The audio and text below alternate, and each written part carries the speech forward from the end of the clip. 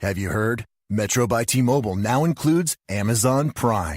Yes, enjoy the best of shopping and entertainment, movies, TV shows, music, free shipping, and much more. All included for just $40 per line for 3 lines. All on the T-Mobile network. Discover the smarter way. Metro by T-Mobile. That's genius. One offer per account. Offer subject to change. $12.99 per month value. Offer valid for new Amazon Prime members. Metro customers may notice reduced speeds versus some T-Mobile customers. Video at 480p. Capable device required. See store for details and terms and conditions.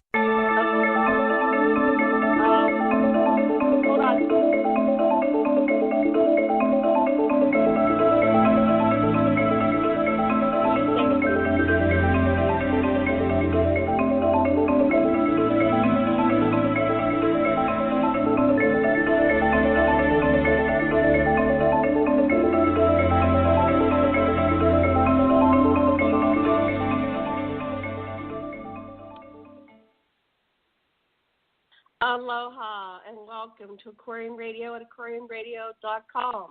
My name is Janet Carroll Lesson, and I'm here with Dr. Sasha Lesson, and we're attempting to get on Dr. Sam Osmanagich onto our show. Sasha's going to Karen. Would you please? Are you there, Karen? I am. Would you please see what you can do and talk about Dr. Osmanagich while I get him on to the queue? If you can maybe Googling. Oh, you're not on the thing. Can you? Anyway, I'm trying to get him on. Yeah, I'd be glad to get if you move started. That over, I'll read it. Oh yeah, go ahead. Okay, I'm trying to text him on how to get on the show at the same time. Okay, Dr. Osmanagich, if you just call in 646-649-0893, would you be able to call that?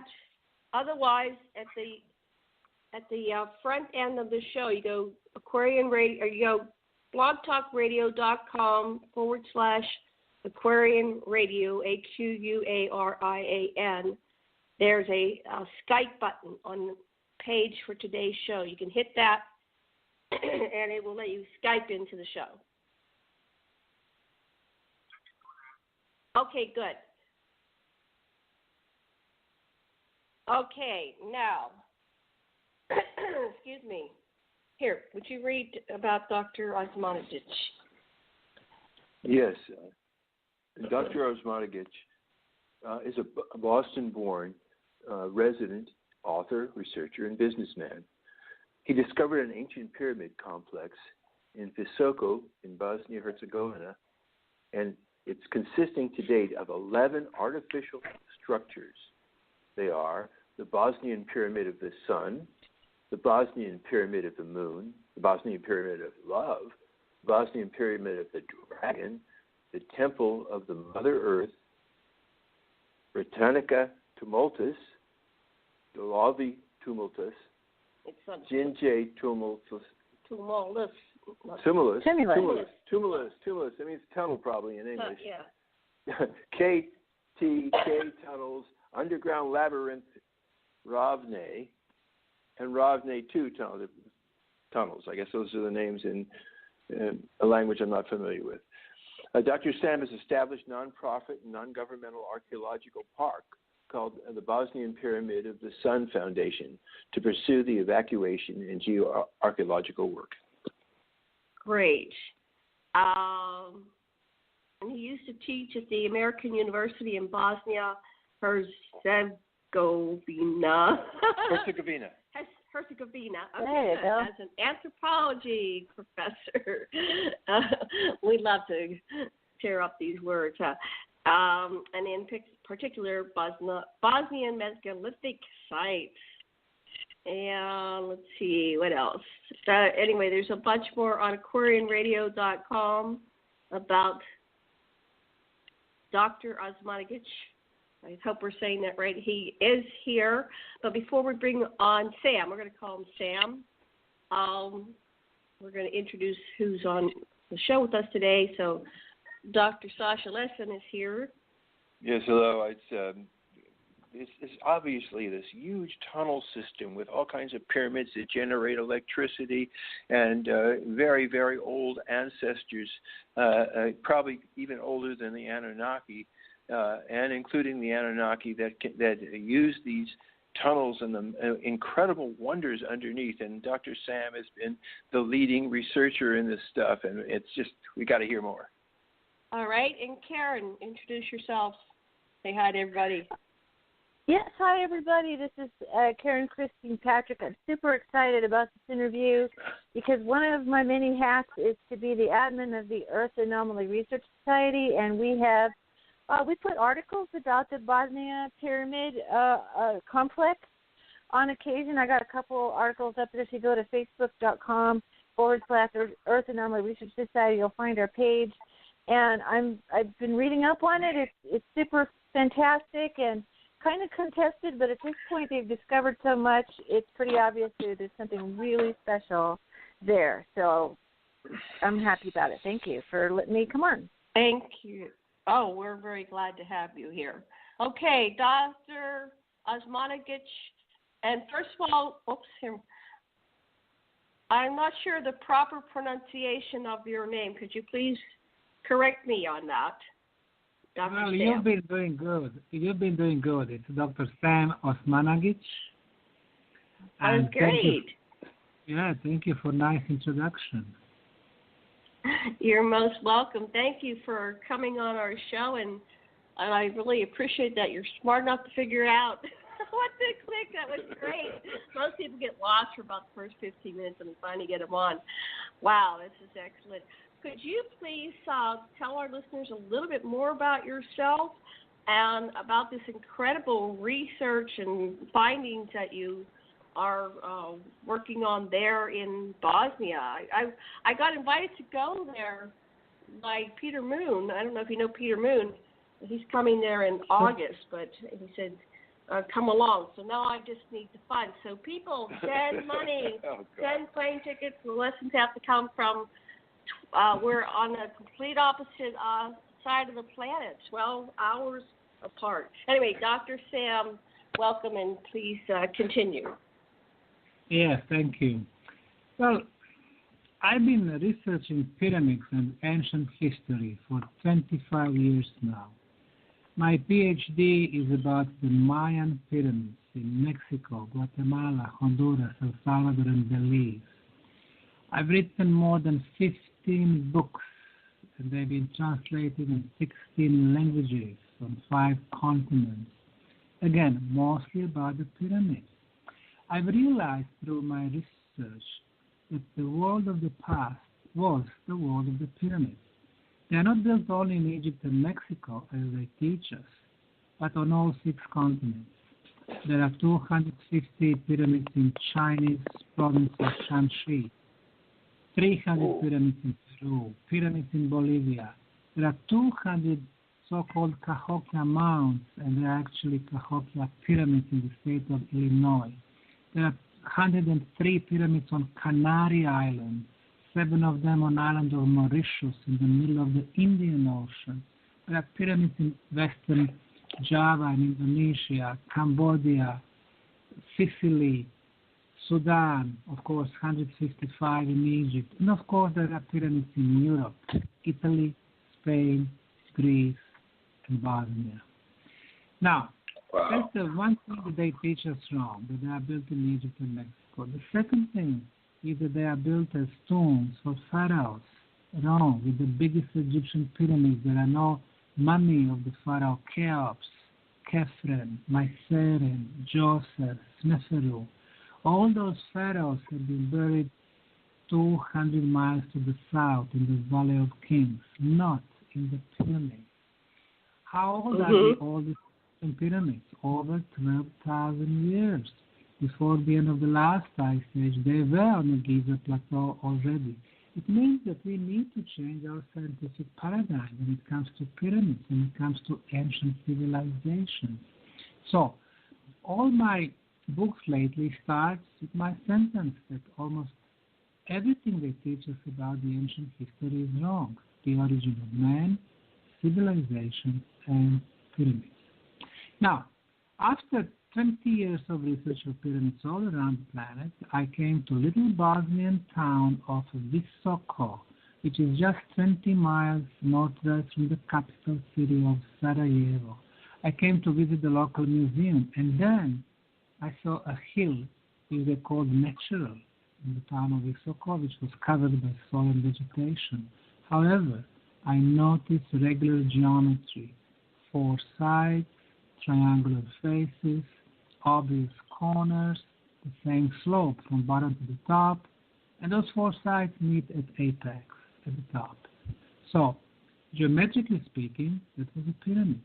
I took a compass, and compass showed me that the sides of this so-called hill perfectly aligned with the cardinal points, east, west, north, and south. Very soon, I started my excavation after I was given the permission from the Ministry for Culture. I was finding more anomalies, and by October of 2005, I published my first book about the discovery of the first European pyramids. I had a big news conference, and the news went to the world that the first European pyramids are discovered in Bosnia. In a very short period of time, I received 12,000 emails of support from all over the globe. Wow. And I said to myself, well, this is not a one-man show, but globally important discovery. I established non-profit foundation, registered for archaeological digging and scientific research, and in 2006 we started excavation of the pyramid. We were digging on the first pyramid, which I named the Bosnian Pyramid of the Sun, on 17 different places. Wherever we were digging, we were putting blocks 3 feet below the layers of soil. We analyzed those blocks. We were told from the Institute for Construction Materials that it was a concrete, artificially made, much better quality than what we can make today. When it comes to concrete, 2 elements determine the quality. One is hardness.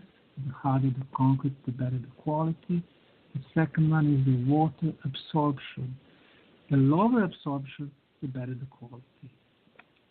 The hardness of our concrete in 21st century are on the range from the 10 to 60 megapascals. The concrete on the Bosnian Pyramid of the Sun reaches 134 megapascals, the best quality of concrete ever. And then we've done more research. Orientation to the north of the side of the pyramid is very important. All Chinese pyramids are oriented to the cosmic north. All old Egyptian pyramids, north. We thought that the best orientation is the northern side of the Great Pyramid of Egypt, with the error of 0 degrees and 2 minutes. Well, guess what? In the case of Bosnian Pyramid, the error is, according to the Institute for Geodesy, 0 degrees, 0 minutes, and 12 seconds. The most precise orientation ever.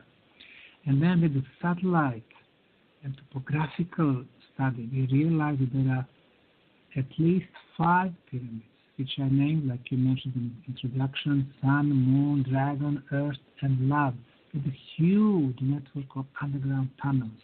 How did we discover those tunnels? Based on my experience from Egypt, I knew that the tunnels were under Giza pyramids, connecting them to the Sphinx and the River Nile. The same thing in China or Mexico. And I wrote in my first book about Bosnian pyramids that we were going to discover prehistorical tunnels. Everybody in cultural establishment attacked me. Archaeologists, geologists, anthropologists, historians, museum curators. They were saying, what is this guy talking about? First pyramids, now tunnels. Well, guess what? I was talking to kids, children in this town, asking them about caves and the holes and the tunnels.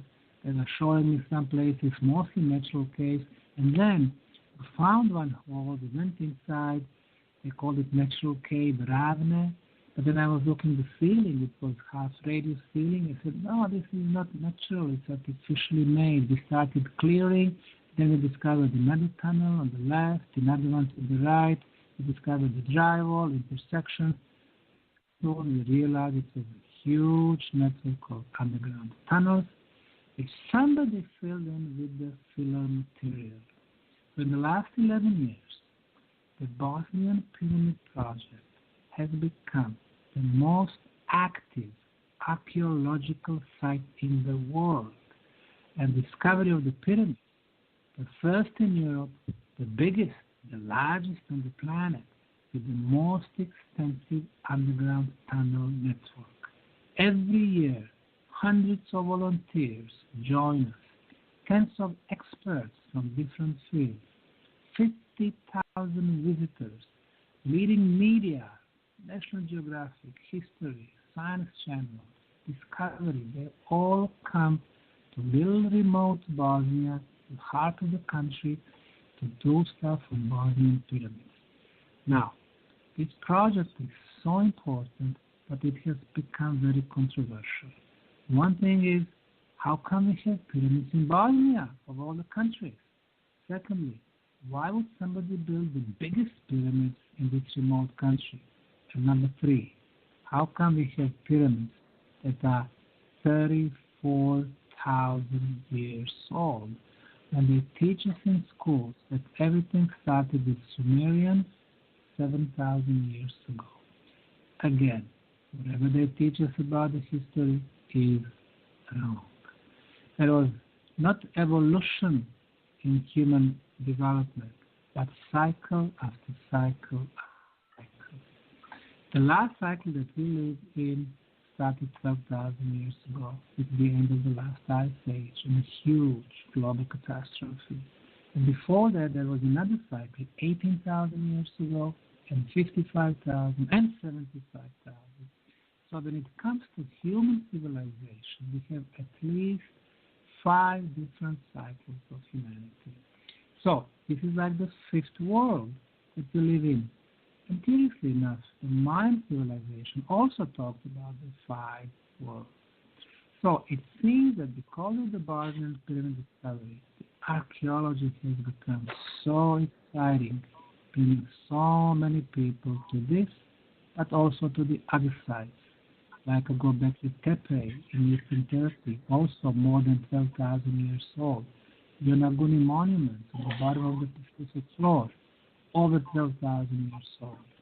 And the time will show, when we finally start independently research Egyptian, Chinese, and Mexican pyramids, that their oldest pyramids are also over 12,000 years old. So we need to change that, because unfortunately they have programmed us in the schools that we think that we are very recent civilization. Wow. Dr. Lesson, would you like to ask a question or a comment? No, this certainly jives with the information that I have, that after the deluge, there was a reestablishment of all the ancient pyramids all over the ley lines of the earth by the 7 followers of Horus, as it were. So I've heard it make a lot of sense to me. Mm-hmm. We actually met at Bruce Cunningham's event in Cottonwood about a year and a half ago. I don't know if you remember us, Dr. Sasha Lesson and Janet Care Lesson. We're the Anunnaki researchers, and so is Karen Christine Patrick. And so we're looking at all this information based on the Anunnaki history that comes to us from Kramer and Sitchin and other researchers that were working the digs in the 40s, 50s, and 60s, or I don't know if it was 50s or 60s when Kramer. Anyway, that generation before, and then Sitchin died in 2010. So we're taking this baton, and you certainly have very critical pieces of this puzzle. Go ahead, Sash. Well, it's apparent to me that the Anunnaki, when they were dictating to their scribes, were very selective, and they told just the parts of the history they wanted them to hear, and the archaeological evidence of much earlier civilizations is getting to be pretty overwhelming. The Anunnaki had part of the story, but there was lots more to it than that. Yes, Cremo goes even further back. He goes back millions of years, and the Anunnaki history just began 450,000 years ago. Karen, do you have any questions or comments for Dr. Sam? Yeah, I had a little bit of difficulty hearing, so I hope I'm not asking a question already stated. But basically, how old is this complex, and how did they make that determination? Yes. Well, first of all, of course, I remember you guys, especially Dr. Sasha. I listened to you at Cottonwood. Mm-hmm. You actually spoke before I did. And I'm glad that you've been researching this very interesting topic, because the South African gold mines have been there for probably 400,000 years. And we know that the companies have been researching that, looking for gold and diamonds, that whenever they found something like that, extremely old gold mines, they are instructed, to hide it from the public, which is a shame. Secondly, of course, there are very strong scientific proof that the humans, Homo sapiens sapiens, is the result of genetical engineering. So we are not the result of the very slow evolutionary process. And now, as far as Michael Cremo, I respect him extremely. He's an excellent, very serious researcher who actually applies scientific methodology in his research. Unlike some of the researchers, also very important, independent researchers from 70s, 80s, or 90s. But Michael Cremo has a very detailed scientific methodology. Now go back to the fourth thing, about the age of Bosnian pyramids. How do you determine the age of the structure which is below the soil? The first indirect way is to determine the age of soil. So if you can do that, then you can get the minimum age of the structure below. Well, the science that investigates the age of soil is called pedology. An Institute for Pedology in Bosnia took samples from the Sun and the Moon pyramid, and we realized that the soil is between 12 and 15,000 years old, meaning the structure is much older. It would be nice to find organic material on the structure or inside the structure that can give us more precise information, and that's exactly what we did. We found on the top of the structure, on the concrete blocks, when we removed the layers of soil and clay, we found organic material, a fossilized leaf, which got there, when the structure was already built. When we did the radiocarbon dating in Gliwice Institute for Physics in Poland, we were told that the age was 24,800 years, plus minus 200 years. Now we go back for 25,000 years, but this is still a minimum age. And then in 2013, we discovered two fossilized leaves in between two concrete layers. So that meant that when the builders were laying those concrete layers, the wind was blowing, bringing those couple of leaves, they remained there, and the builders placed the top layer of concrete. Now those leaves will give us precise age of the structure. We did radiocarbon dating again, and the age was 29,200 years plus minus 400 years. Now, in science, this is known as the radiocarbon age. The calibrated age, or calendar age, is about 15% more, which means that the Bosnian pyramids are 34,000 years old. What does that mean? Wow. It means that our history books are wrong. We need to rewrite those books. PhDs, professorships, no good. The way they teach our kids, again, no good. So you can understand how big resistance we have from Little Bosnia, Croatia, France, UK, Germany, and US, from the cultural establishment to accept that and to change all their PhDs and professorships. So from a day one, Bosnian archaeologists, European Archaeological Association, they've been labeling us, saying that we are pseudoscience, pseudo-archaeology, pseudo-history, that it is all natural there are no scientists there. But in fact, we've been having more scientists than any other archaeological project. Every year, tens of archaeologists, tens of experts in different fields like classical sciences, Egyptology, geology, pedology, biology, paleontology, plus satellite screening, thermal imaging, georadar screening, plus experts in energy phenomena, physicists, electrical engineers, sound engineers. They come with their equipment, instruments, they test, they lab analyze, they radiocarbon date. So this is the most serious interdisciplinary scientific project ever, and mostly independent scientists are coming to our place because universities, departments of archaeology, they are simply afraid to be connected with this discovery because they're going to lose their position. Now, it's a shame because the science is there to promote new scientific knowledge, new information. We need to move on. Instead, archaeology today is rather conservative science. But now, put that on side. The question is, why would somebody build a huge pyramid in the center of Bosnia? Well, you realize that pyramids have nothing to do with the pharaohs or tombs. I mean, you don't use 80 million tons of material to cover one dead the body of a king or pharaoh. It has to be something more meaningful and more important. Well, geologists and ecologists could not help us.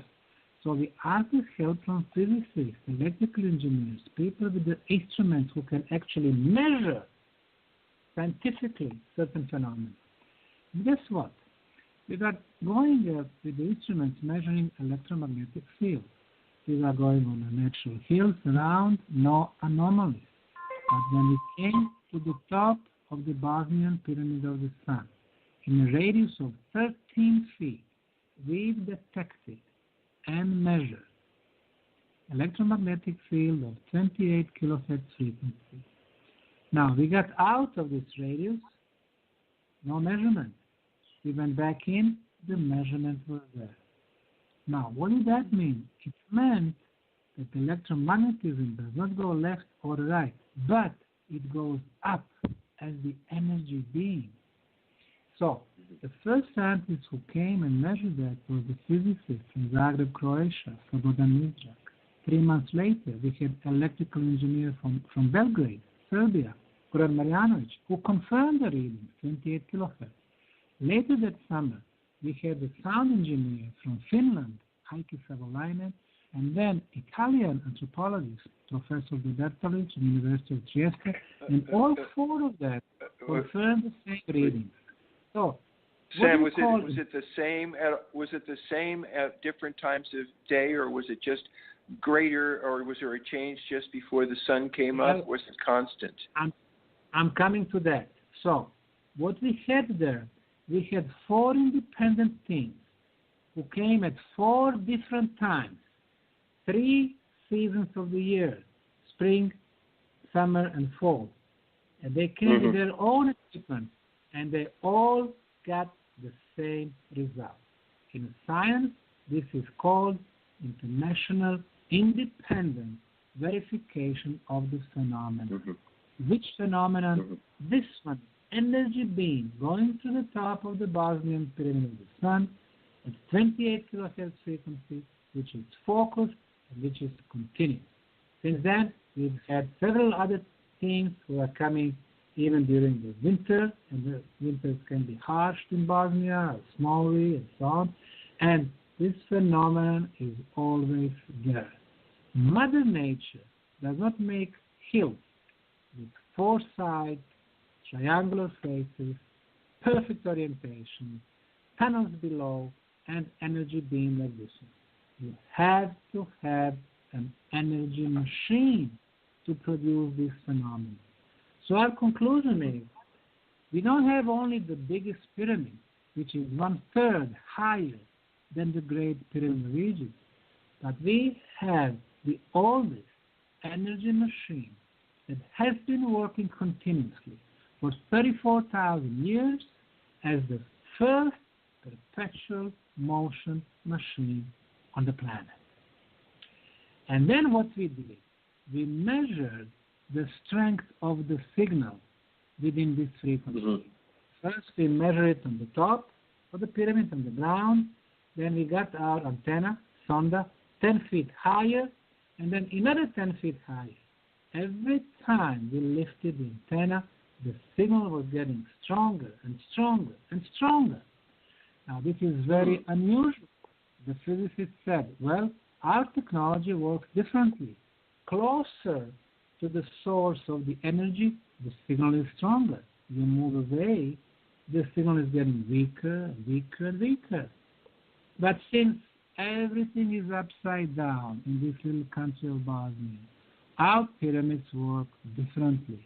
You move away, they get stronger and stronger signal.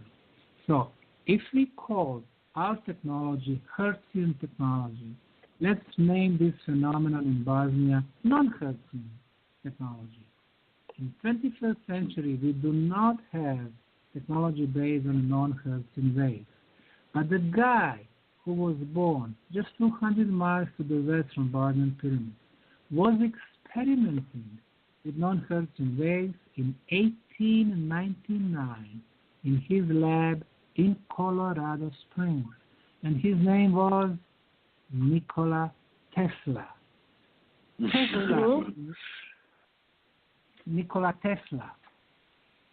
Tesla invented so-called Tesla's coil, a transformer, with which he was able to send energy signals, energy beams, wirelessly, imagine, 120 years ago, from one end of his lab to another one. And he was able to light up light bulbs, even if they were burned. And just before they are going to burn down his lab, because he was becoming a threat to the scientific establishment, he did a last experiment. He sent an energy beam from his lab in Colorado Springs to the ionosphere, which is around our planet. And then energy beam reflected from the ionosphere, coming back to Colorado Springs, but much stronger, non-Hertzian. Wow. And then he lit up 10,000 homes in Colorado Springs. And for the first time, one scientist from our civilization cycle has proven, number one, that clean energy was possible. Number two, that the non-Hertzian phenomenon was possible. Number three, that unlimited quantities of energy were possible. Number four, that wireless transportation of energy was possible. And finally, that free energy was possible.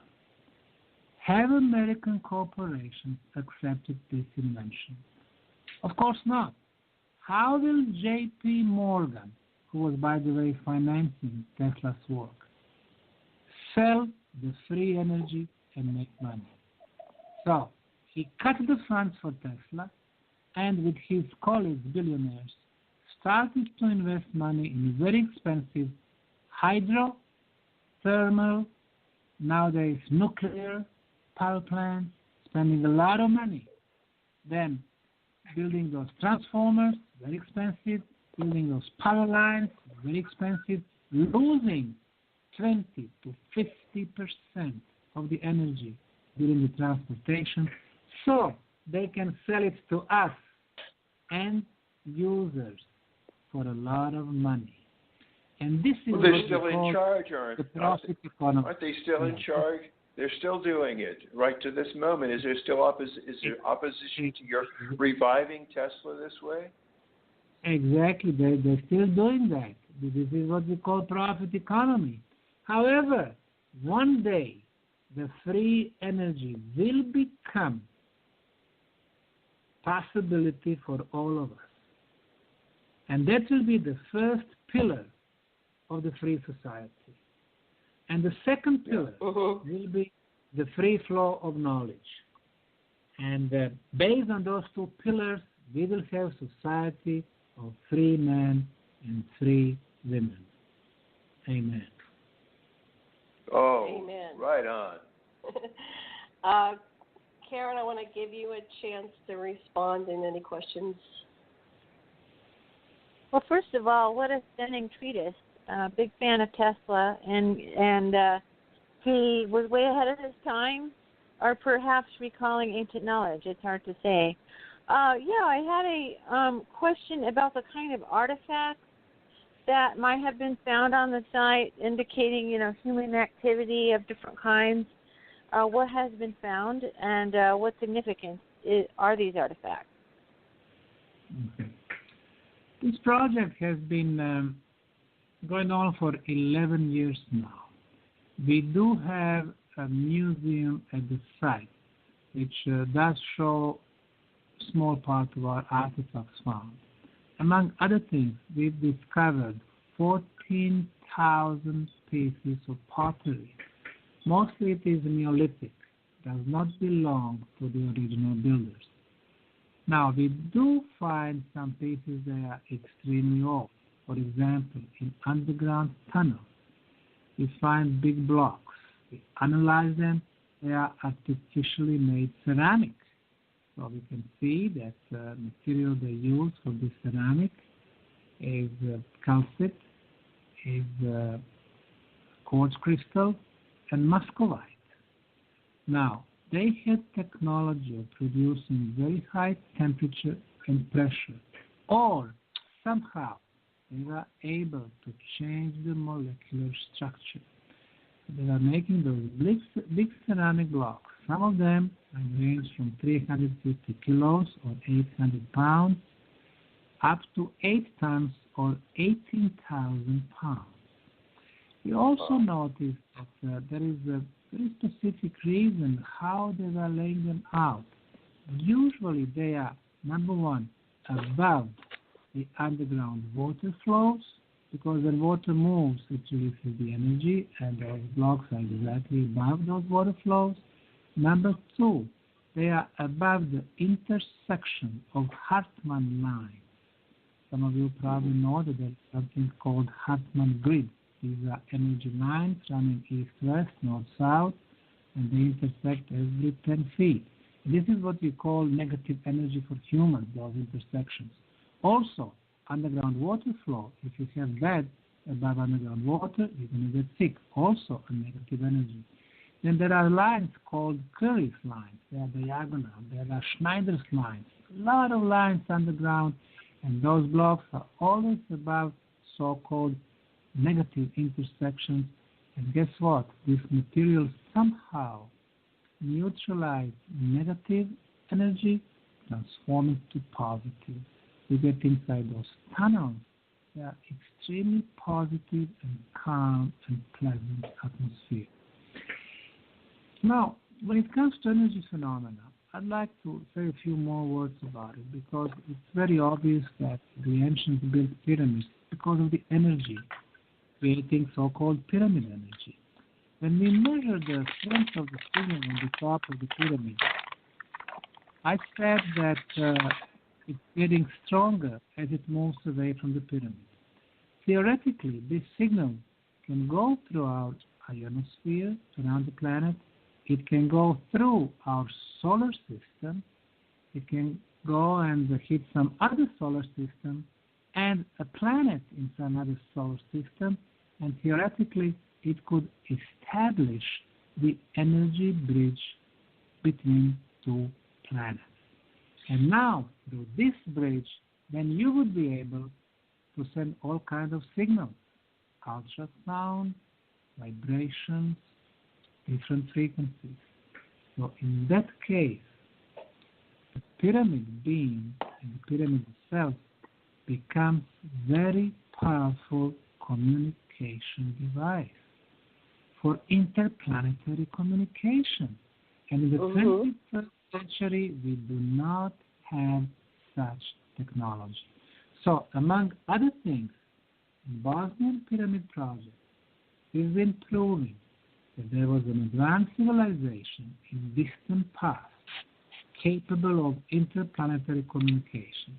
Because if our planet is point A, the question is, where is the point B, and who is point B?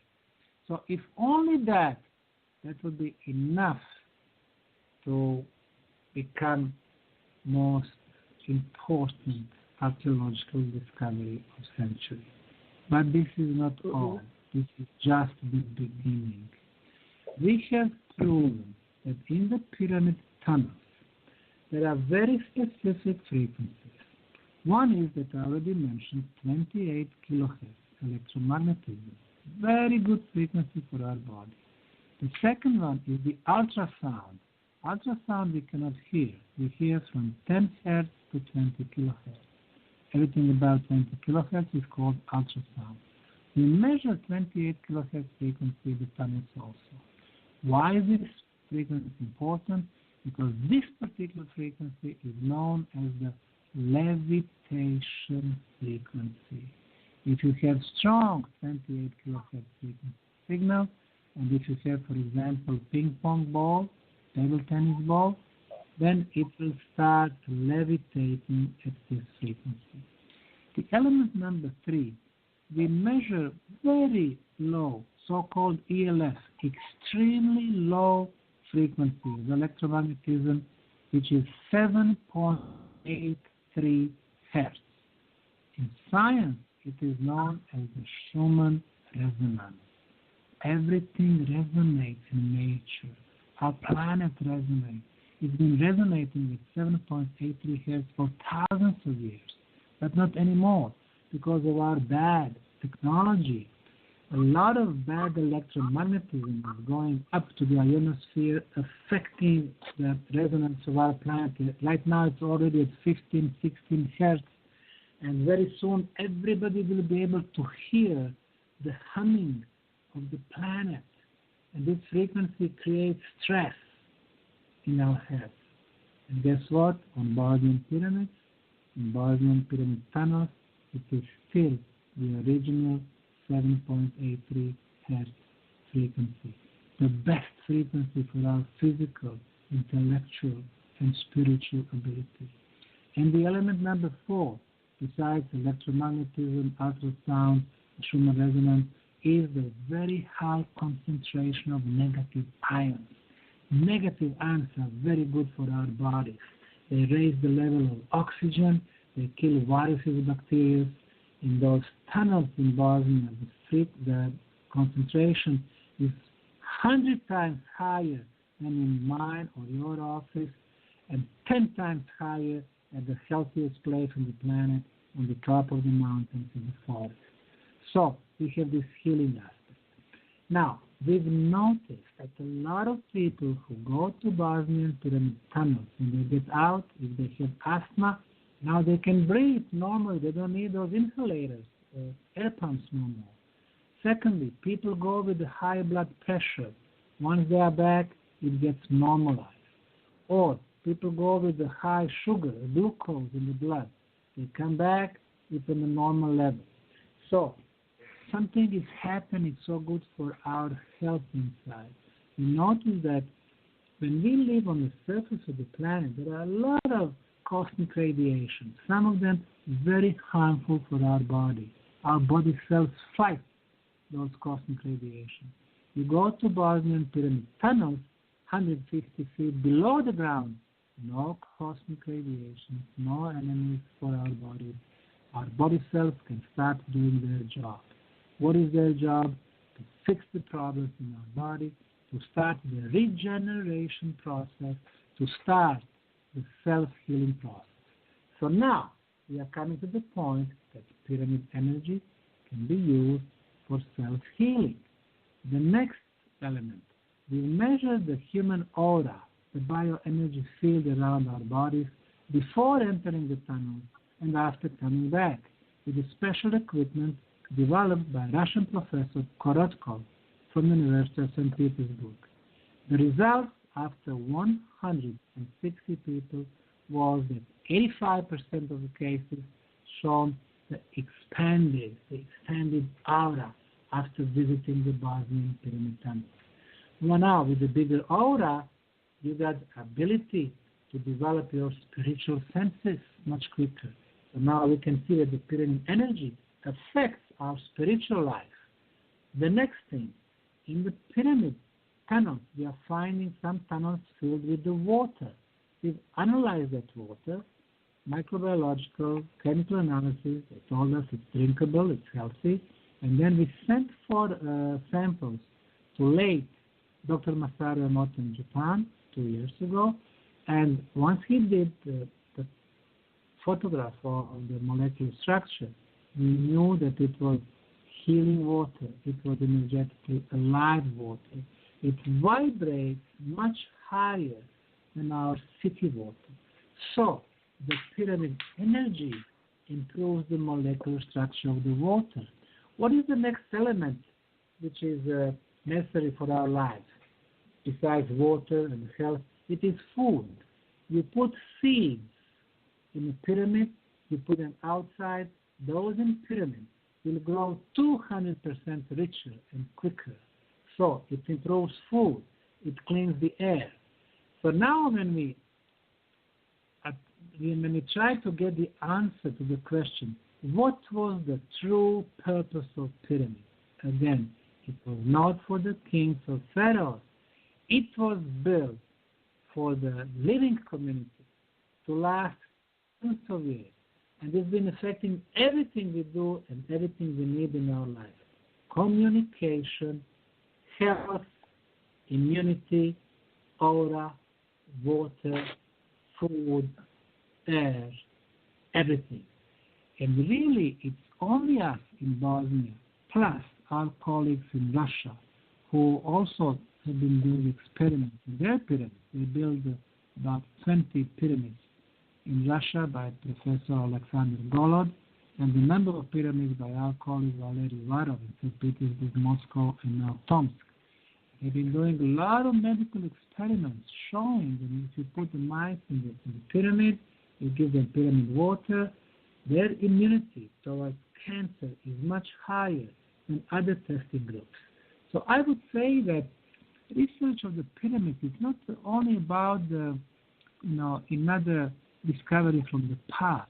It is also about our future, because we can learn so much from the people who built pyramids all around the planet. Excellent. Dr. Sam, Dr. Lesson has a question for you. Oh no, or it comments? just a question.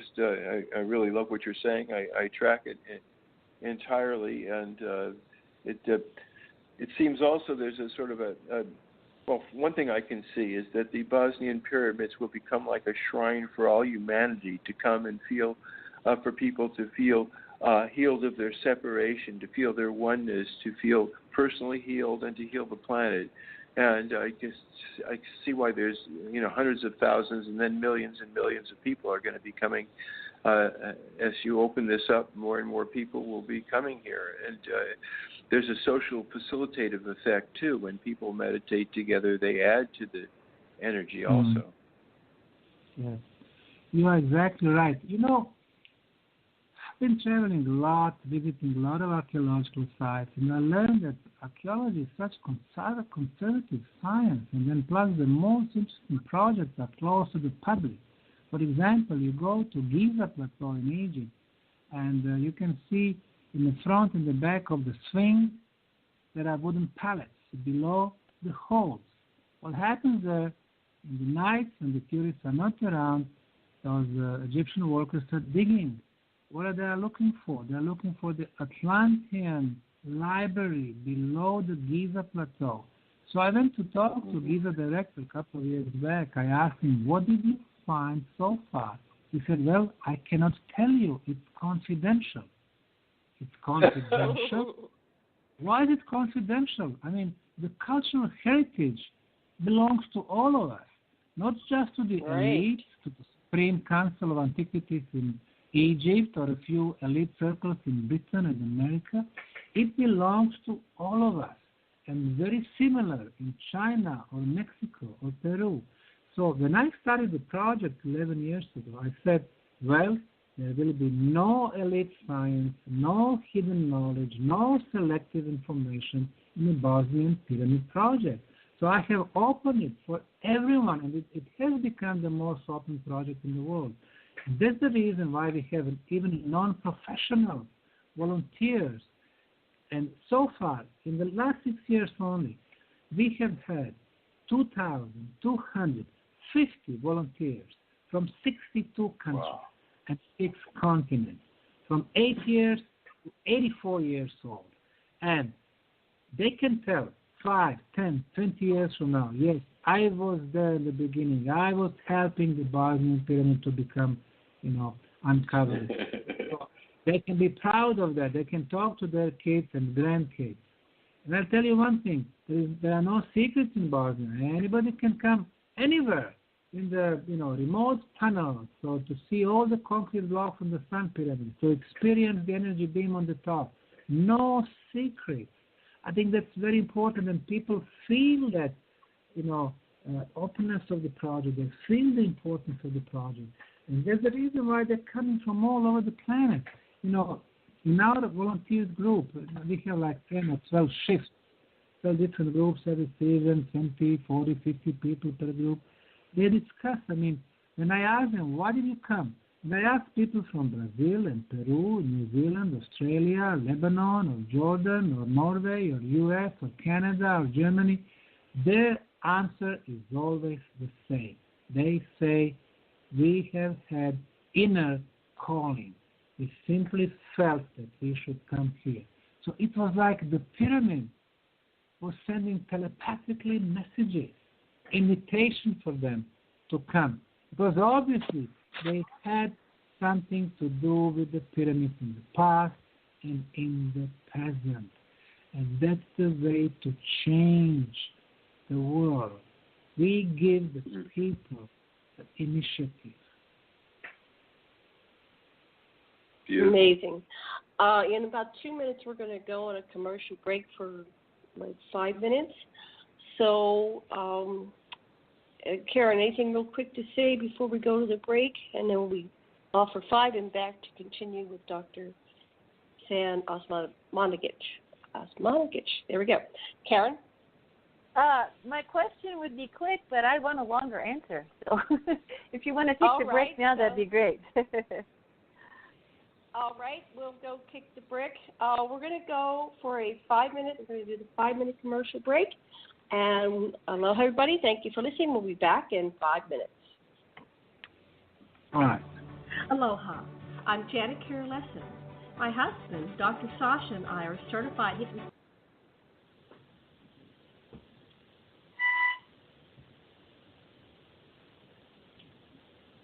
My husband, Dr. Sasha, and I are certified hypnotherapists and counselors, and we see clients in person or virtually online. I'm Sasha Lesson, and I know that you'd like to accept and coordinate all your aspects, and that is what Janet and I can teach you. Dr. Lesson and I specialize in contactees, enlightenment seekers, people with a mission to assist humanity, and use holotropics, past life therapy, spirit releasement, tantra, and centering.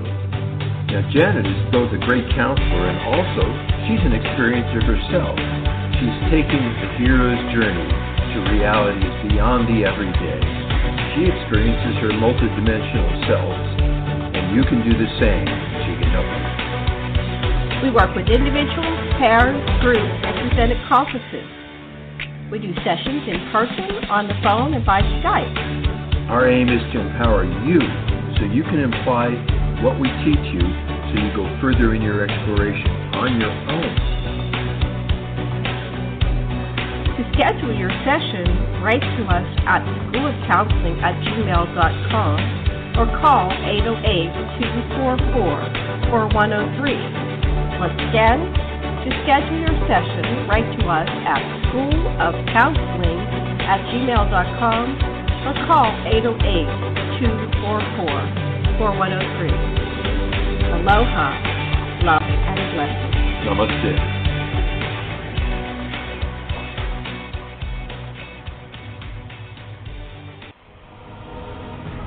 Join the KCOR Digital Radio Network Tuesday at 2:30 p.m. Pacific as we connect the dots and unravel the cosmic mysteries with Divine Paradigm. Divine Paradigm, hosted by Dr. Sasha Lessin and Janet Kira Lessin.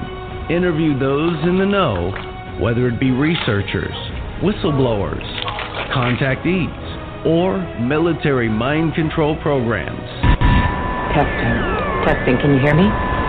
Have you ever wanted to learn about ancient texts, suppressed history, spiritual ascendance, as well as past, future, and simultaneous life existences? This is one of the most important decisions you'll ever make.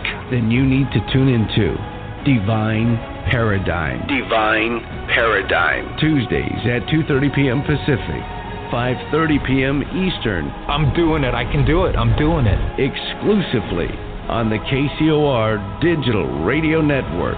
Coming March 1st, 2016.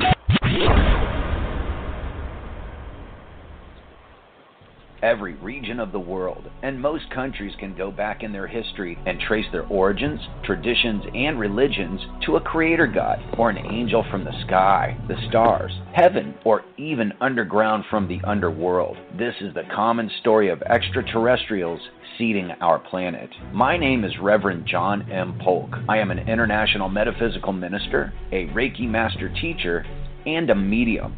My book is Yahweh, the Biblical God, is an Alien.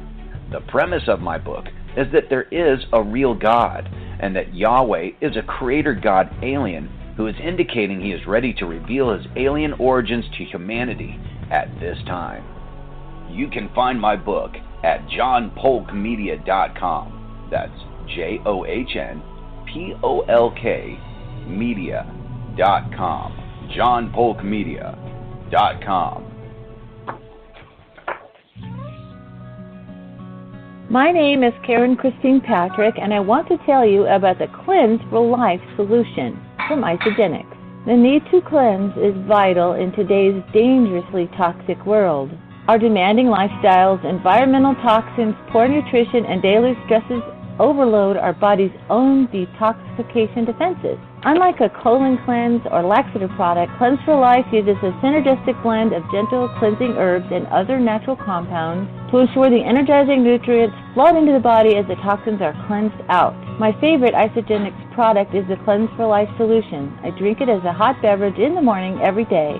You can find out more at my website, kcpatrick.isogenics.com. That's K, C as in cat, patrick.isagenix.com. kcpatrick.isogenics.com. Cleanse for Life. Who are we to say? With all the planets and all the galaxies and all the solar systems, we're the only intelligent life form? We can't. An out-of-this-world experience here on Earth. Your eyes will be open to an exciting lineup of speakers, exhibitors, and copious aha moments. Experiencers, UFOs, extraterrestrials. It's all coming. Alien Cosmic Expo, June 24th to 26th at the Best Western Plus Brant Park Inn. Tickets at aliencosmicexpo.com. Aloha and welcome back to Aquarian Radio at aquarianradio.com, and I'm your host, Janet Kira-Lessin. And today we have Karen Christine Patrick, our co-host. Dr. Sasha Lessin had to go. He had a session with an experiencer, so I put him on his conference call. And our special guest is Dr. Semir Osmanagich from Bosnia. And we did have somebody come in. I'm expecting maybe one or two people to come in with questions, but they show fine. But if you're listening, please do call in 646-649-0893. TJ and Bree and John even, you're welcome to come on the show. I sent you a message, so please feel free to come on. All right, we're back to our show. Karen, well, let's see, I have a question. Dr. Sam, have you heard of the pyramid in Alaska that Whitley Strieber and Linda Moulton Howe did a very long interview with a whistleblower who said that there's a pyramid in Alaska that's quite large, and he claims it's active and it's working how it should work, and it has enough power to power all of Canada. I don't know if you had a chance to listen to that interview, but I highly recommend it. What do you think about that, Dr. Sam? Well, I have heard about it, and I read some articles on internet. So what I can say, right now we have only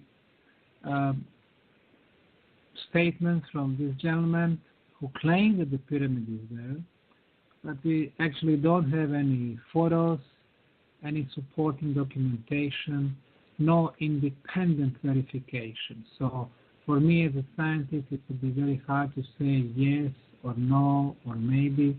So at this point, we really need independent verification.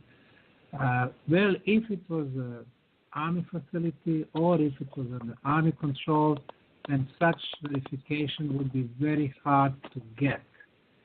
So I can't say really much about it. Now, also there are some talks about the pyramids in Antarctica. As you know, this document is kind of off the limit for the public, so those cannot be independently verified. There were a few photos showing just one or two sides, that they are triangular, but it's hard to say if it was artificial or natural. However, there are many other pyramids that are not visible. They are off the side. For example, there are Caribbean pyramids off the coast of Cuba, and then they've been located a few decades back with the sonar. There are more pyramids in Brazil, and I believe that in the Amazon jungle, based on few satellite photos, there are very, very regular either pyramid hills or the structure covered by the vegetation.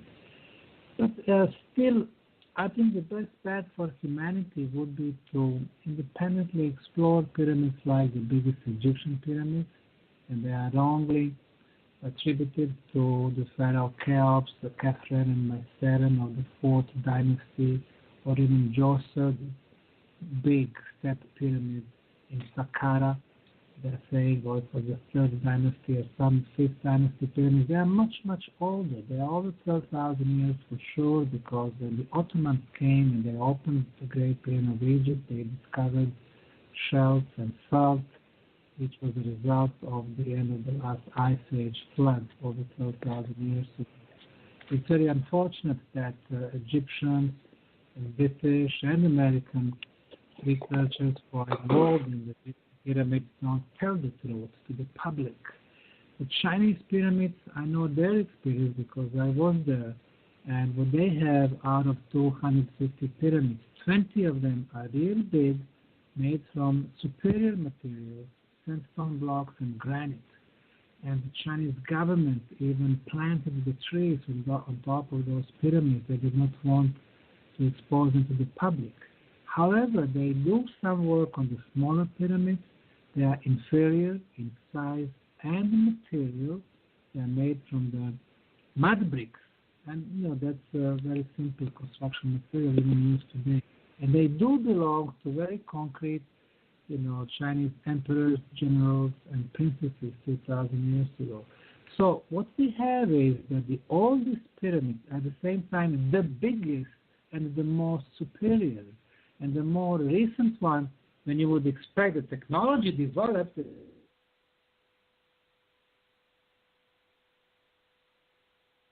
Hello? Oh. Dr. Sam, we appear to have lost you. I'm not sure what's going on. Please try to call back into the show if you can hear us. Karen, let's talk a little bit. Are you there? Yes, I am. Hi, Karen.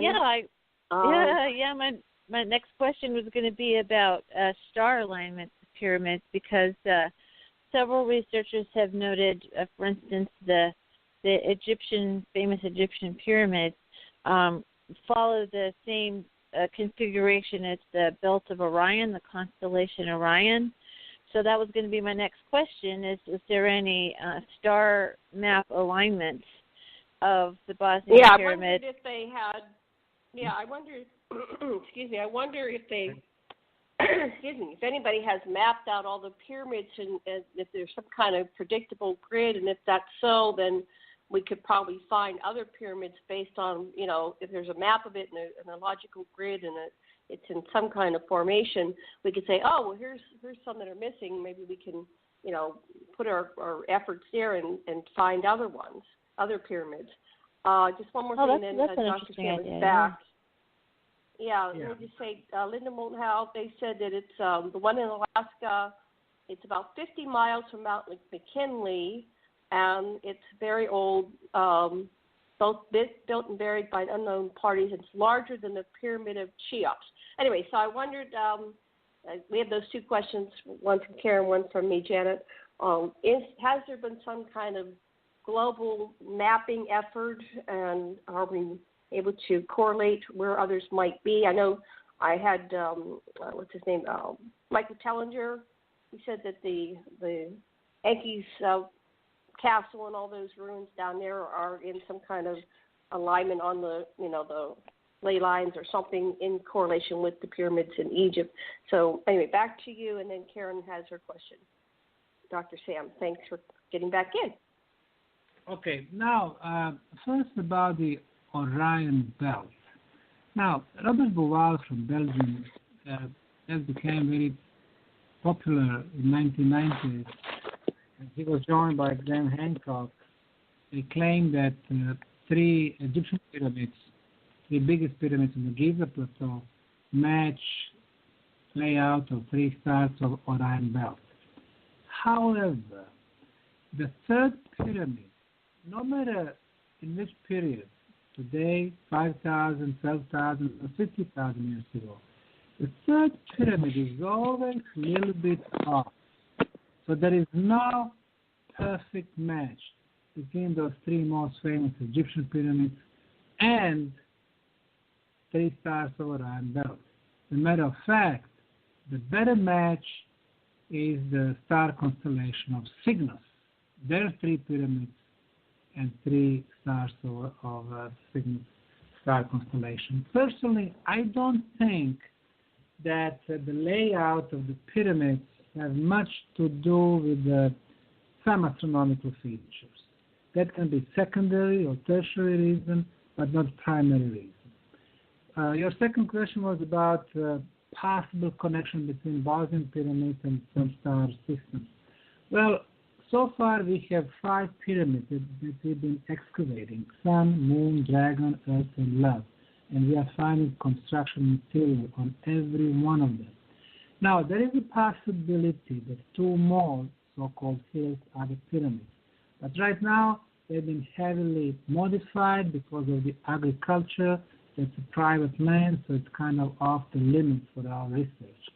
But if we have 7 pyramids, then we could look for possible connection with the star system of the Pleiades and 7 sisters. But then, if you know a little bit about astronomy, you will know that yes, those 7 sisters are important for Indian tradition, in the U.S. soil, but also in India, half of all the way. But we don't have only 7 stars in this Pleiades system. We have 2 more, Father and the Mother, 9 of them, but total is more than 100 stars in this star cluster. So I don't think that it was really connected with the Pleiades also, even though some people are even saying and writing articles about that possibility. Now we are coming to the third question. Could we map the location of all the pyramids? Well, if they were built, all of them, at the same time, then we would say, yes, there was a system. You have them at certain belt, because most of them are in this, belt, like Mexican, Bosnian, Chinese pyramids. They are the same distance from the equator. But the problem is The pyramids have been built different times by different civilizations. But if you go back in time, you will notice that the biggest pyramids are the oldest, and there is something in the way they located them in China, Bosnia, and Egypt, and Peru, and Mexico, and Guatemala. Most probably there was either connection between different advanced civilizations, or we had one super advanced civilization. Now, if we take that, yes. Yeah, let me just say something, and we'll go. That's a very good question. Our research is showing that the Anunnaki was a global civilization, is a global civilization, starting 450,000 years ago, and they're still overseeing and they're still actively involved with humanity, but they've gone behind the scenes. There was a history where they started to get identified and killed, potential killed or harmed, so they started going behind the scenes, and they used to walk among men, but now they're just just behind the scenes at the top of the pyramid, the all-seeing eye type of hidden secret society.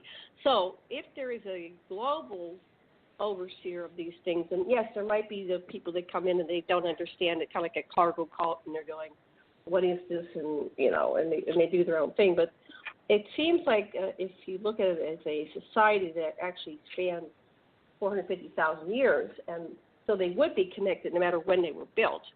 If it was built by these same people directing it, which there's a possibility that the subsequent ones are being built by the same organization, same Anunnaki society. I just wanted to interject that. Karen, do you have any comments on that? Well, it's just looking at there's so many different styles, there's so many different, the idea that it's coming in different eras makes a lot of sense to me.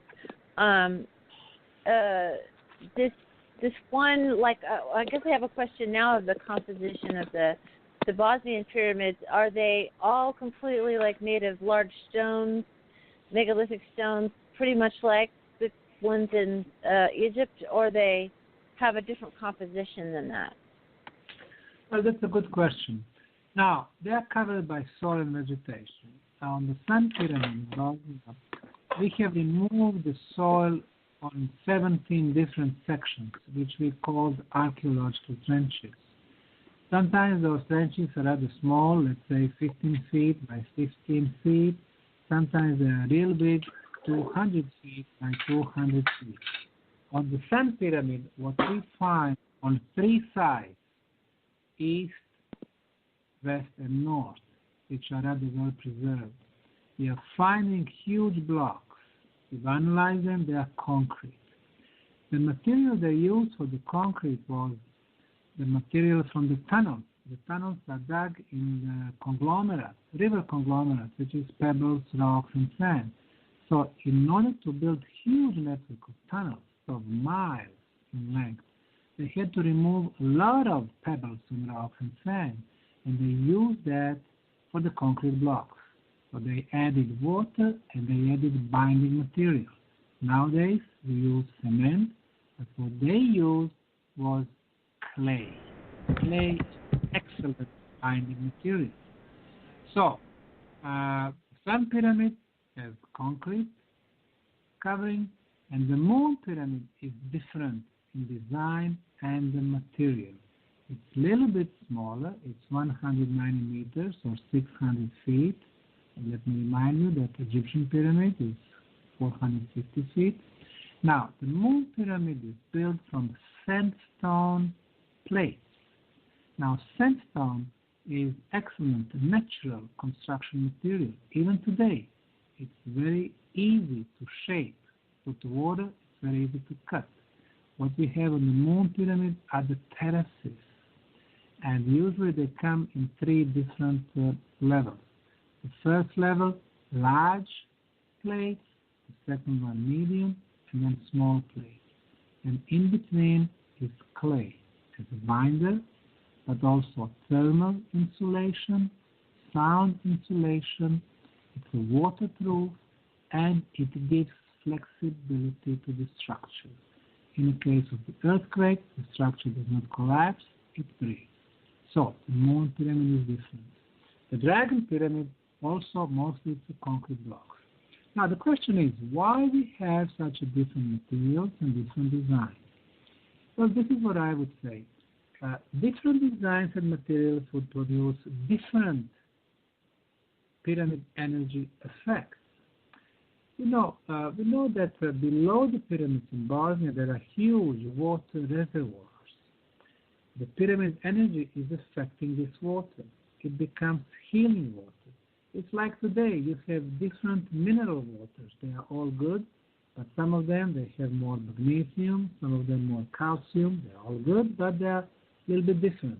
The same thing with the pyramid energy. Different designs of the pyramid affecting the water a little bit differently. So some waters can be good for some types of diseases, some others for different types. But when you mix all those healing waters, you are getting supercharged water somewhere in the middle of this triangle.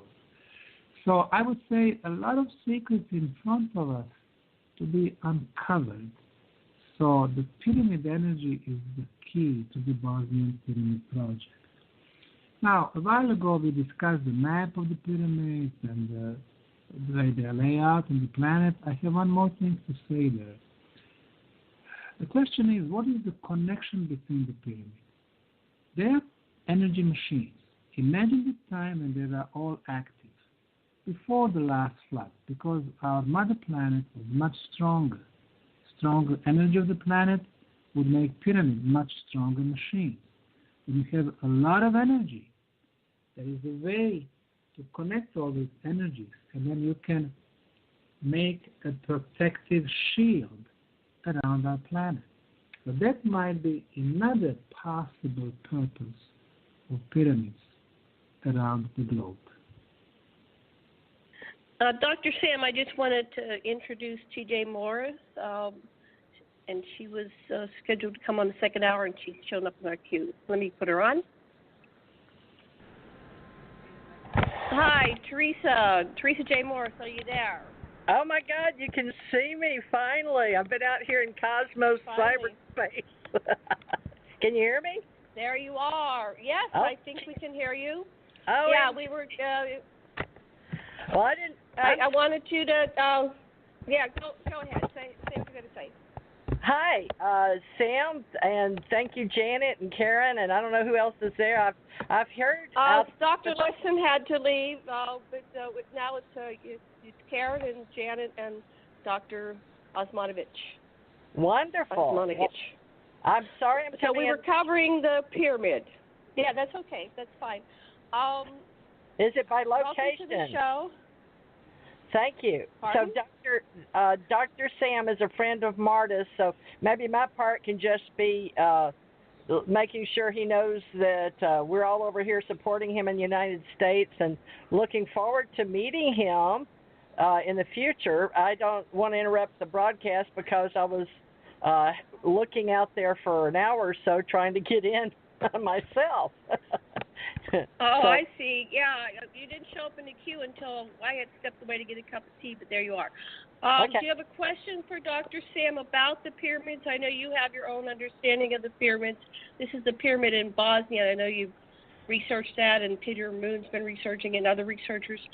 Do you have any questions pertaining to Dr. Sam's research? Well, just the fact that Dr. Sam, I guess we're calling you. Is that okay, Dr. Sam? Is that fine? Yes. I'm Doctor and I'm Sam. Oh, and fun too. You have a good sense of humor. All right.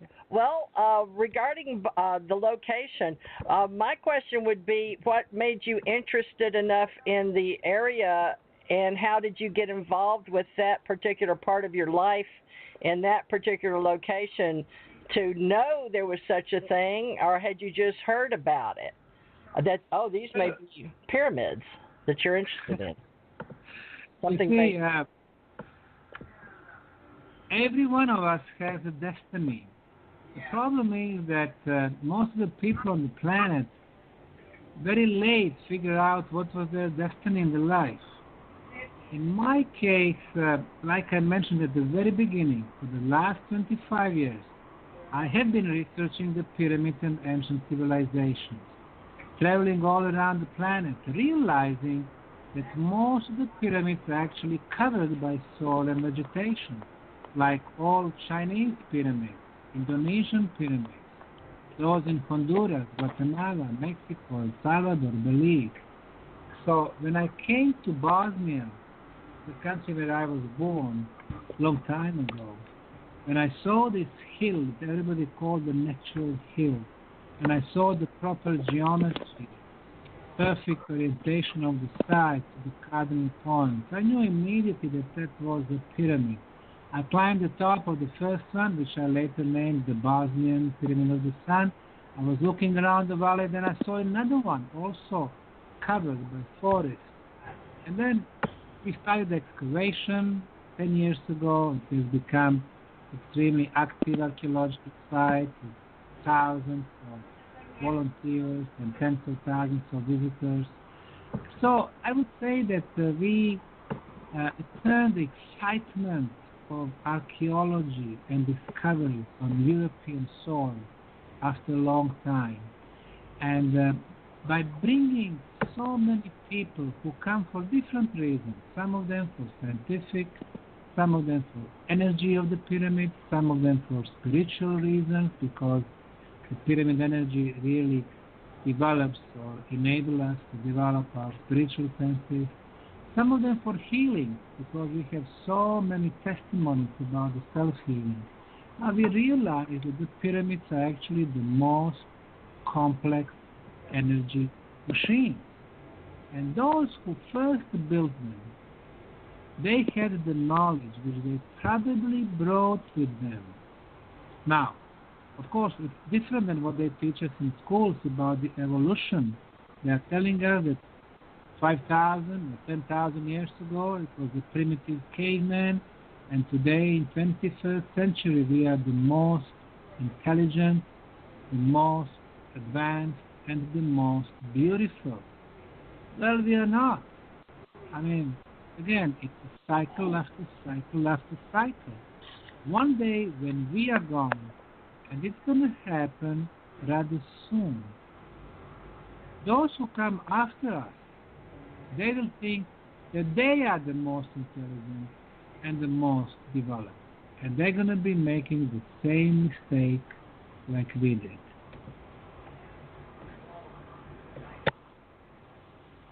Okay. Can I ask one more question, Janet? Yeah, go ahead. Sure. Back to you. One more. We have a mutual friend in the United States of America. Her name is Marta Thomas, and she spoke highly of you, Sam, Dr. Sam. And I was wondering if you could speak to how you met her. You have destiny you speak of. Well, yeah, Marta Thomas is really excellent human being, and I'm happy to know her. I meet her on different sides of the globe, in Bosnia, in the U.S., in different places. The next time we're going to meet will be next month. Namely, Marta is organizing the first global pyramid conference in Chicago, May 13, 14, and 15. And she's bringing some excellent, brilliant pyramid researchers like Dr. Carmen Balter from Canada, then Valery Uvarov from Russia, and some others. Now, Carmen has done excellent 4-episode documentary about the pyramids, especially Egyptian pyramids. And Valery Uvarov is, I would say, the best pyramid builder that the world has to offer. I was with him just a week ago. He comes to my retreat in Croatia. He comes to visit Bosnian pyramids. He's the guy who knows how to build them. Right now, he's building a pyramid complex in eastern Russia in the city called Tomsk. Tomsk is a million people city with 600,000 students, and he's building a pyramid complex of 33 pyramids there. The reason why they want to influence with the pyramid energy hundreds of thousands of students, so they become the more creative, the more spiritual, and the more intelligent human being. And another example of the pyramid energy, I mentioned several cases in Bosnia, but this one is from Russia. When they completed the first pyramid in Tomsk in Russia, what they did, they brought 12 cases of the cheapest, the least expensive French wine, and they stored it in a pyramid for 4 weeks. And then they invited a wine tester from France, from the factory that actually produced that wine. The guy came there, he saw the label, and he said, "Oh yeah, this is our cheapest wine." And he poured this wine in the glass and then tasted it. And he said, "I cannot believe this is the best quality French wine.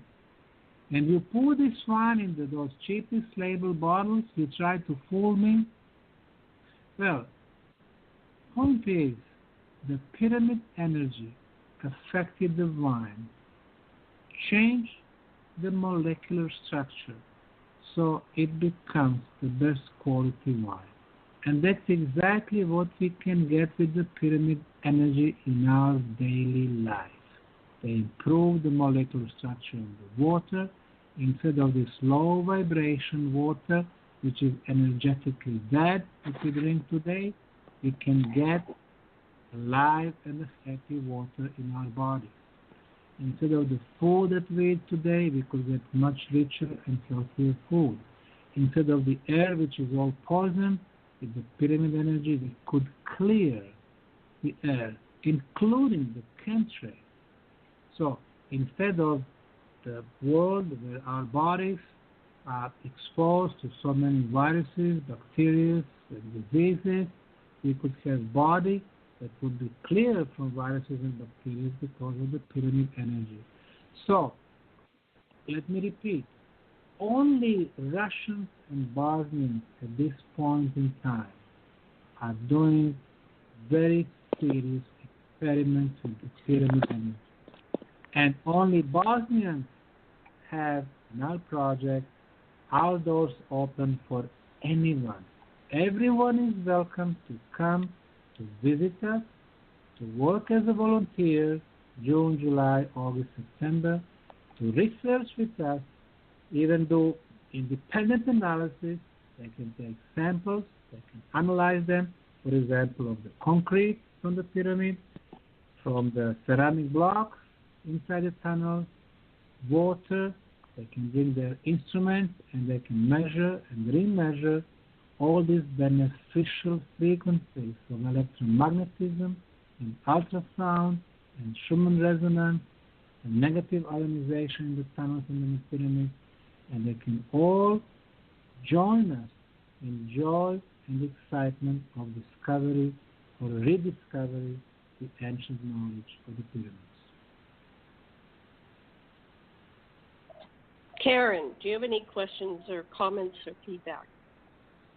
Oh, no, I just think that's wonderful about the water. I worked with an artesian well project where we were getting water directly from the earth, just 90 feet down, and how many people attested to the healing quality of it because it came straight from the earth through an artesian system. But my question also is, now that you've discovered the pyramid complex, have you been able to find any ancient stories, literature, folklore in the area that tells the story of these pyramid complexes, or is it just so far back that it didn't quite make the modern, relatively speaking, modern era?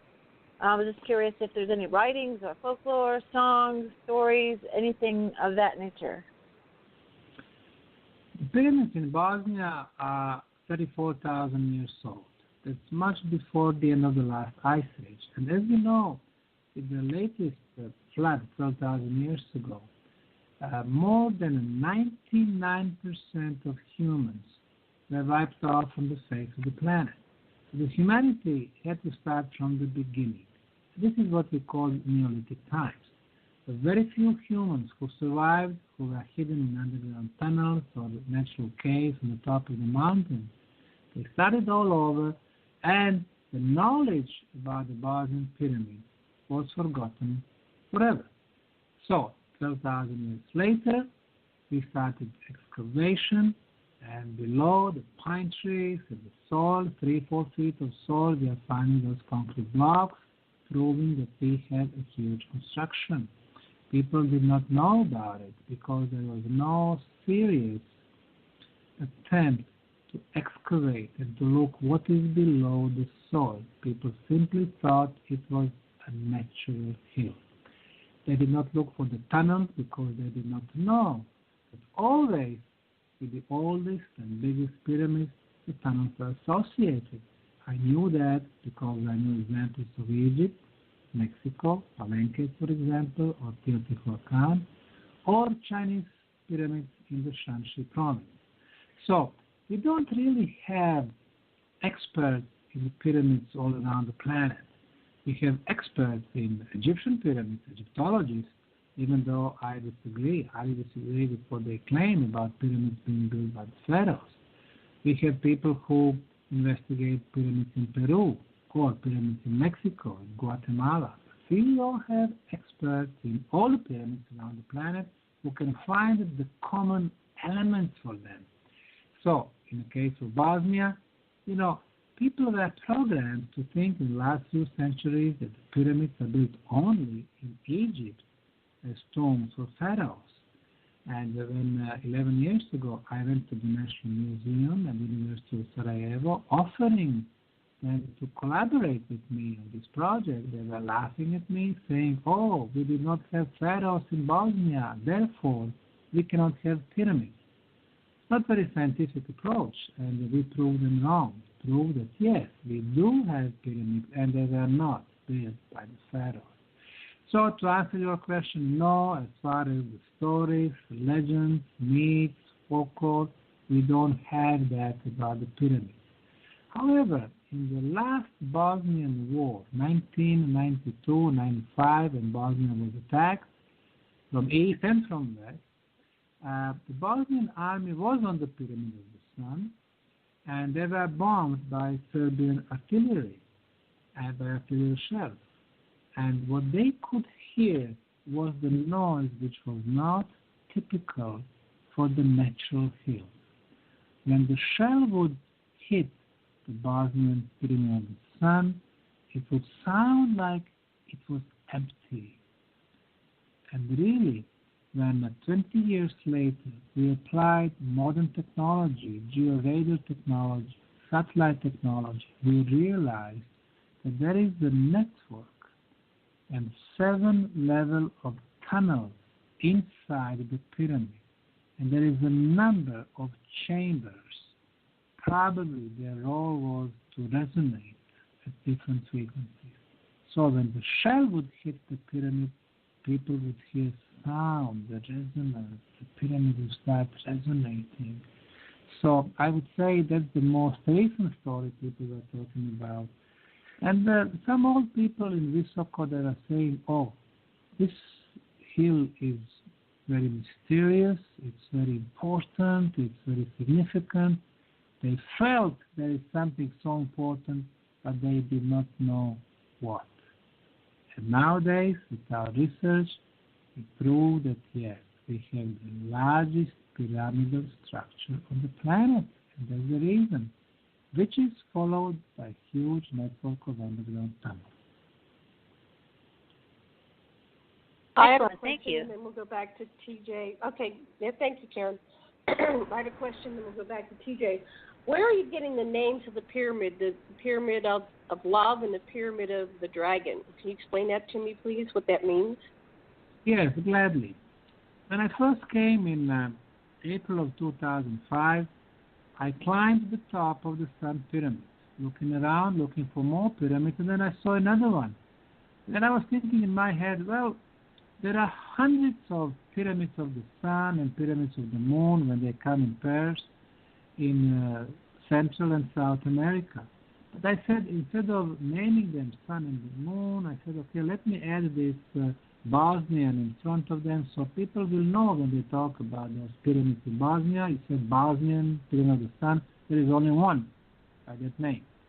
And then 6 months later, I realized there is another, even more important connection between two of them. Namely, when the sun rises in the morning, you can see the shadow of the sun pyramid in the valley. And as the sun moves on horizon, this shadow moves towards the moon pyramid. And at the sunset, the shadow covers the moon pyramid. So in symbolical way, the builders are telling us that the rule of the sun and the day is over, and the rule of the moon and the night starts. So there is a clear astronomical relationship between sun and the moon pyramid. Number 3, Temple of Mother Earth. In 21st century, we behave like we are conquering the planet, forgetting that our planet is our mother. It gives us life. Number 4, the Pyramid of Dragons. Well, we don't have dragons in Bosnia. However, dragon is a symbol for the power and knowledge in China, Mexico, Peru. So I gave my respect to very knowledgeable builders. And finally, the pyramid number 5, the Pyramid of Love. Well, in the world, we don't have pyramids by such name. And among other things, archaeologists are attacking me because of the name. They are saying, oh, why did you give such romantic name to the pyramid? Why didn't you simply call it structure number 5? Well, guess what? The words are very powerful. And as we know, the most powerful word is the word love.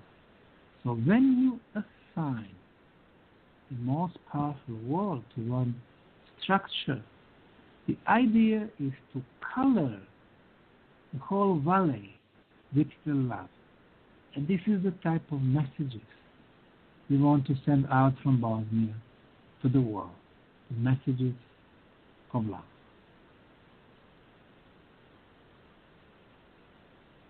TJ, you're next. Hush, Coco. Okay. I apologize. I was on mute. I have people coming in and out where I'm located presently. Dr. Sam, I'd like to talk to you about the multi-layered beings that we all are, since you talk at such a heavy level or deep level. Beliefs, practices, deities, which may or may not have been covered prior to me arriving. Regarding Egyptologists and how Bosnia relates to the Egyptian pyramids, I personally have memories, I guess one would say, of the God sky beings, okay, the deities, multi-layered deities. And do you feel like there's others that may have gods and deities in Bosnia that relate to Horus or Set, possibly? Well, we are not there yet. But when it comes to different beings, I must say that in the Bosnian Pyramid Tunnels, we have been able to film or photograph different beings. For example, perfectly spherical white light. In spiritual science, they are known as the orbs. Now, we have made more than 10,000 photos of orbs of different sizes, and they travel at different speeds. Some of them zigzag, left, right, back, and forth. They mostly come from different side tunnels, especially when we open new tunnels. There are hundreds of orbs coming up. Also, there are people who claim that they've seen beings like an old man with a white long bird and white clothes, and they were even able to communicate with them. There are also the third type of beings. We call them like a foggy being. It moves not front and back, but it moves left and right, and it is usually found in some very remote areas of the tunnels. You cannot see them with your naked human eye, but we can see them through the lens of our camera. So it seems that our cameras have a frequency which is the same like the frequency of those beings. So, our conclusion is if only the range or our eyesight was a little bit bigger, then we would be able to see much different and richer world around us. Karen. Yeah, that was Karen. kind of yes, can you hear me? Yes. Hello. Uh-huh. That was going to be one of my questions too, was what kind of paranormal activity people have experienced, like you were talking about orbs and other types of beings. And so since you kind of covered that, I wanted to ask about, have you found any kind of inscriptions in stones or any kind of writing types of things in the stones? And also, when you find the cement, is there, this is a difficult question, but I researched about Namadal and also an underground city that's been under some controversy, the Rockwall in Texas, and a researcher noted that both of those places, they did have a cement base to the stonework that was there, and this researcher noted that the particles in the cement had some of the same properties as what's called organite, so it had a bunch of different types of crystalline compounds in it that also basically helped to channel energy through them. And I was wondering, you said that you had the sand and you had the clay that was in the cement. Did they find any kind of other compounds as well? Is that pretty much the composition of it, because that was what was available in the area? Okay, few questions about the writings. Yes, we do find carvings, we do find symbols, and we even find writings on several blocks, some of them being ceramic blocks, some of them very hard stones. Now, we have to understand that we deal here with the 34,000 years period, and we probably have a lot of cultural layers. They are not all linked to the pyramid builders, but to some other civilizations and societies who've been coming to the area. The most interesting carvings that we have found so far is the carvings that remind us to the so-called runic symbols or runes. Runes are probably one of the oldest writings in Europe, according to the conventional science. Now, official science is talking about 2,500 years of runes, but then some independent researchers are talking about 7,000 or 8,000 years old runic symbols. Now, as I must say, they are actually symbols. Every sign is a symbol, so the meaning is very deep. Now, 8 symbols that we found on one of our blocks match runes, match runic symbols. And we had the one try to decipher the meaning of those 8 symbols. And that meaning would go like this. The gate has been closed.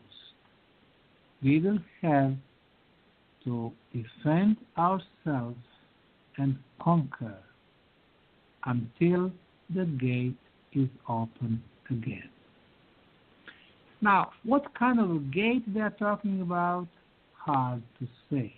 A cosmic gate or some other gate? this point, we don't know. Now, the second question was, you mentioned Rockwall, Texas, and Anandol, which is in Pacific. Now, the second location is full of shaped volcanic stones, and we are talking millions of tons. Artificial islands were created from those volcanic stones. Some of them are connected with the binder, and most of them are not. But if there is a binder, of course, that's the artificial work. Rockwall, Texas is an interesting location in, very close to Dallas, a little bit east from Dallas, about 30 miles, which shows the underground possible walls. Now, in some cases, you have sandstone blocks or limestone blocks. In some cases, they look very natural. In some cases, they look like walls, and there's a reason why they call them walls. But when you see the whole structure, it's rectangular structure. You can see certain connection with the star systems, and most probably it's been artificial structure which was built, again, over 12,000 years ago. There's a reason why the conventional science does not accept this as, discovery. So, in case of Bosnia, as a binder, they used clay, and I mentioned that clay was excellent natural binder, and they knew the properties of natural construction materials. They used everything what they could find in nature. They were not making artificial stuff like we do today, cement, plastic, artificial rubber, because they had no need for that. Now, you also mentioned the crystalline structures. Now, we do know that crystal, especially quartz crystal, can store the information, can also amplify the energy, and I would say that's one feature they use. We are finding a lot of quartz crystal on the top of the Sun Pyramid. We are finding a lot of crystal in the tunnel, and most probably there is a lot of quartz crystal below the pyramid. And it is a part of very complex energy machine. And this is how, based on what we've learned so far, the Bosnian pyramid complex looks like. Very deep, 1.5 miles below the Bosnian pyramid, there is a lot of iron ore. Why iron? Because iron generates natural electromagnetism.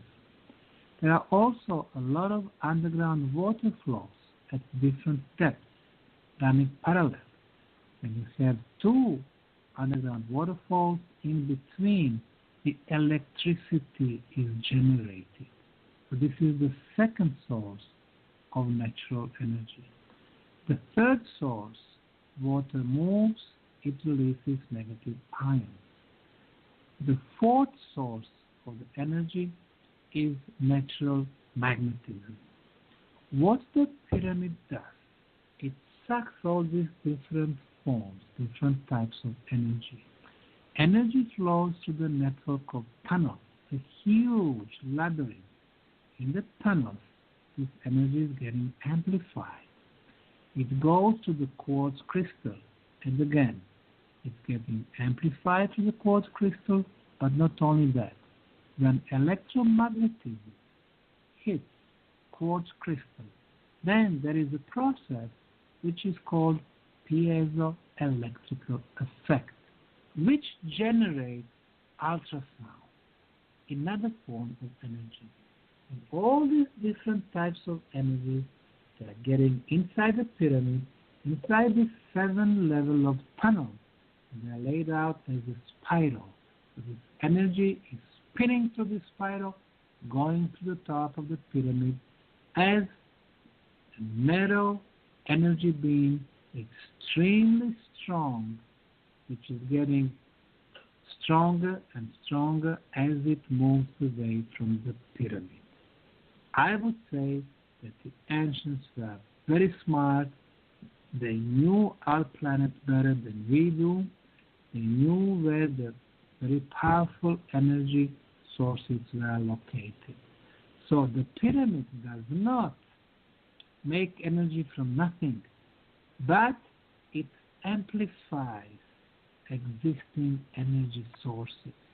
So what they achieved with this most powerful geometrical shape of the pyramid, is they made this perpetual motion machine. Yeah, that makes a lot of sense. Yeah, thank you. Mhm. Excuse me, boy, I'm losing my voice. We have Bree Hoke, who is part of the Global Pyramid Conference, and she wants to say hi, aloha, and perhaps ask you a question. And we only have 10 minutes left. So, Bree, are you there? Welcome to the show. Yes, I am. Thank you so much. I'm so happy to be here. I'll be quick. I want to say thank you, Dr. Sam, for absolutely everything you've done. It is amazing, the research you're getting out there, and you are a true warrior. So we all appreciate it, whether people know it or not. I'll go ahead and speak on behalf of our human collective here. But I just wanted to ask you a quick question because now that I'm involved with helping to get this Global Pyramid Conference pulled together, and I know some more information.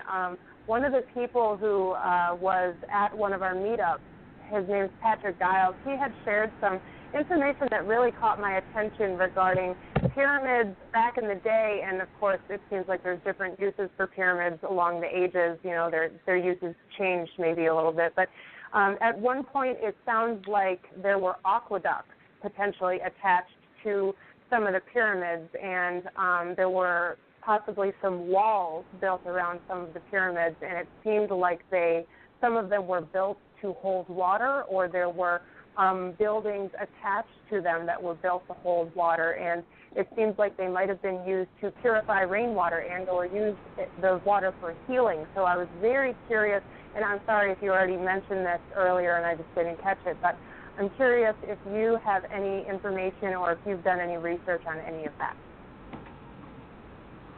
Now, the water was extremely important energy source. When we think about the perpetual motion machine, what starts this machine? What is this initial moment? It's a water. When water moves, you have negative ionization. When you have tunnels, they amplify its energy. When you have quartz crystal, it amplifies even further. If you have a pyramid-shaped structure above, it amplifies even further. So the ancients were smart.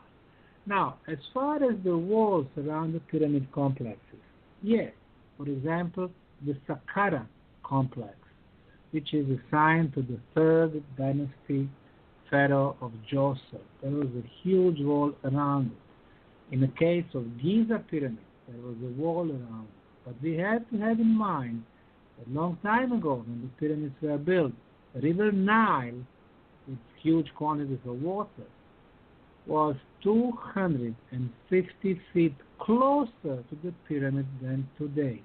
And there was a network of underground canals connected pyramids with the river Nile water. Now, the pyramid acts also as the water pump, as the hydraulic pump. How do we know that? Well, very close to the place where we're going to have a global pyramid conference in Chicago, there is a so-called Gold Pyramid House. In 1979, a wealthy businessman from Chicago was building a replica of the Great Pyramid of Egypt, 9 times smaller, but using all the measurements like the Great Pyramid, 52 degrees angles, 4 sides, perfect orientation. And he built that pyramid on his property, which was mostly clay. As you know, clay is waterproof. But by the time he was almost completing the pyramid, he was playing some gold plates on the top of it. He could see water coming from underneath. By the time he finished the pyramid, he had a huge artificial lake around the pyramid, and it is still there. it meant that pyramid has the power. It's like a water pump. So now we know that this pyramid in Egypt or China or Bosnia or Mexico, the reason why they are always built above underground waterfalls and very close to the river on the ground is the pyramid uses the water from all these sources, and it uses it for different purposes. I did mention that the pyramid energy affects the molecular structure of the water. It becomes healing water. So we see that the water has different purposes. If only we could have that knowledge today, we would have a much cleaner environment than what we made in the last 2 centuries. Yes, Thank you. absolutely. I totally agree. Thank you so much. That is excellent. TJ, we have like 5 minutes. Final question for Dr. Sam. TJ, take it away. Actually, Janet, I have about a million or a billion, but being that he's the latest, we'll have him back again for sure if he Sam can find room in the schedule. Sam, I would love to ask you regarding, do you believe this, we were talking about piezoelectric crystals and all that, so I've looked at the orbs, and with you underground, I'm doing a book on pyramids research, so of course I'm not going to touch what you've done, but the mystery of how we all connect and do our destiny. It seems like spirit entities may or may not, I know it's hard to go there, but scientifically we're looking at possible future opening up and connecting all these places on the planet. And I don't know if you addressed that or not, but with this, I'm just so excited about the tunnels, the Ravne, R-A-V-N-E tunnels. Did you have anything that you felt below, as above, so below, was happening with extraterrestrials and beings underneath the ground? I'd like to bring those two up, above, and below the ground together, if that's possible in this particular broadcast. I think that the future of humanity is a combination of the physical and spiritual science. The problem today with the physical scientists is when they come to the world, they don't have creativity, they don't have hints from the spiritual realm to continue. The problem with the spiritual science is it still does not apply scientific methodology. So we need to combine the two so we could see and hear and feel more. And then we'll probably be able, if our thoughts are pure, to feel or to sense the existence of other beings from this planet, from inner planet, and from outside of this planet. So this has to be really the future, and we could learn so much from them. The history of this planet is 6 billion years. The history of advanced beings, millions and millions of years. And yes, Michael Cremo was right. There are humans millions of years back, advanced humans. But there are also very advanced civilizations before, at this time, most probably at least 10 of them. 2 of them we could label as those who are rather negative towards us. At least 2 who are very supportive and who have helped us survive last 15, 20 years. But most of them are, I would call them, neutral towards us, because that's one of the cosmic laws. We don't really interfere.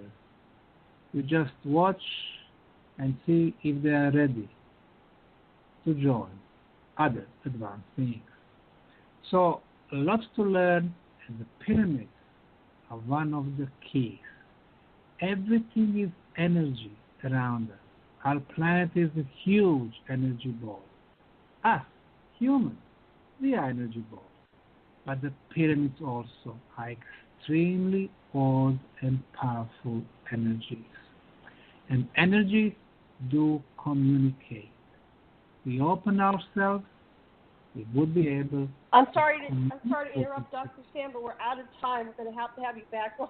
Oh my God, I'm so sorry. We're going to go off the chart here. How do people reach you real quick? Your website or something?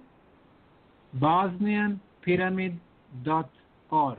Bosnianpyramid.org. Well, we want to thank you so much. Thank you, TJ. Thank you, Karen and Bree and Dr. Lesson and Dr. Osmanagich. We'll have you back again if you agree. I don't know where my voice is today, but thank you very much, and love and blessings and aloha. Aloha. Great show, Janet. Thank you. Great Thank show, you, guys. everybody. Bye-bye. Aloha. Bye-bye.